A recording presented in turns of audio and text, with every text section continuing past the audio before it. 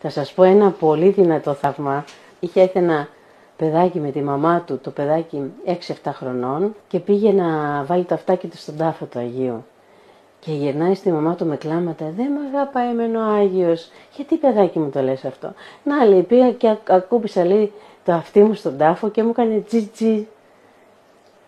Και λέει, μη δίνει σημασία, του λέει, μαμά, δεν είναι τίποτα αυτά. Ξαναπάει το παιδάκι, τρέχει στον τάφο, ξανά κλάματα στη μαμά του. Μαμά, δεν με αγαπάει, σου λέει ο Άγιος. Γιατί, παιδί μου? Ξαναπήγα και μου έκανε τζι. Έλα, λέει, πάμε μαζί. Ξαναβάζει το παιδάκι το αυτί στον τάφο και του ήρθε μια ζέστη, μια θερμότητα. Και λέει, τώρα δεν μου έκανε τζιτζι, λέει το παιδάκι. Φύγανε. Το παιδάκι είχε καρκίνο στους λεφαδένες. Και όταν κάνανε εξετάσεις, δεν είχε τίποτα. Συγκλονιστικό. Αυτό το τζιτζι ήταν σαν να τον έκαιγε, να του έκαιγε τον καρκίνο.